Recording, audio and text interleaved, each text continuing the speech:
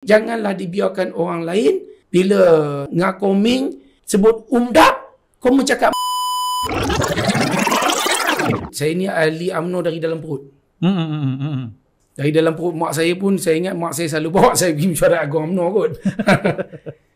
Jadi saya mengenali rakan-rakan daripada UMNO ni dan saya tahu mereka di hati kecil mereka berasa begitu tidak gembira untuk bekerjasama dengan terutama sekali parti DAP.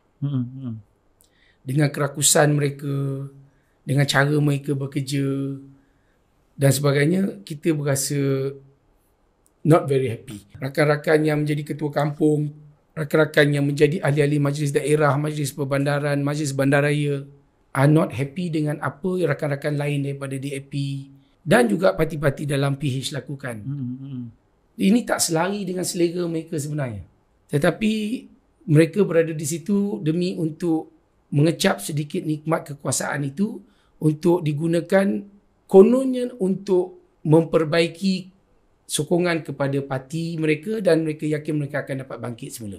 Tetapi mari kita tengok dalam keadaan hari ini di mana semua kerusi-kerusi yang dimenangi oleh pembangkang, oleh Perikatan Nasional, 26 kerusi keseluruhan, telah pun diagih-agihkan oleh Parti Barisan Nasional dan juga PH untuk dilantik seorang daripada parti berkenaan sebagai pegawai khas Menteri Besar.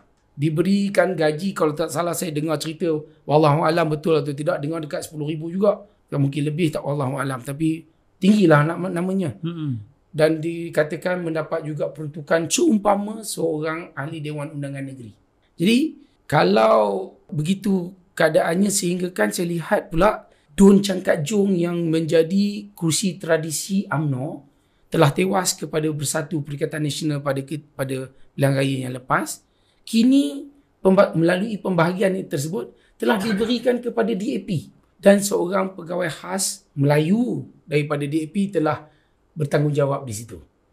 Saya tak tahulah kalau Ketua UMNO bahagian sahabat saya Datuk Azhar setuju dengan keadaan itu. Saya percaya beliau tak setuju. Tapi kalau tak setuju, buat video, saya akan tolong viralkan. Yang saudara bersetuju bahawa seorang Melayu daripada DAP telah diangkat sebagai pegawai khas Menteri Besar Perak di Cangkat Jung. Kalau setuju, buat video, tunjuk kat saya. Saya boleh tolong viralkan. Jadi saudara-saudara, walaupun satu kursi yang diberi kepada DAP tu, dia sanggup bagi. Gamak hati dia. Saya tak gamak. Saya tak gamak sanggup buat macam tu. Orang-orang di kampung bahagia apa rasa? Saya nak tanya orang kampung bahagia, tolong buat video. Saya setuju pegawai khas daripada seorang Melayu DAP menjadi pegawai khas Menteri Besar bakal jadi calon BNPH di Cangkat Jung. Saya setuju, sokong kata. Buat video, tunjuk kat saya tolong viralkan. Saya tak percaya. Tetapi hari ini kita kena bagi tahu pemimpin kita. Wahai sahabat-sahabat saya dalam UMNO, bagi tahu kat pemimpin kita.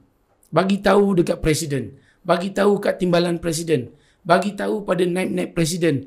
Bagi tahu pada pengurusi perhubungan negeri. Bagi tahu pada ketua-ketua bahagian kita. Kita bersetuju sokong UMNO, bukannya sokong DAP. Kenapa diberi kursi itu? Kenapa kita kena sentiasa mengikut telunjuk DAP?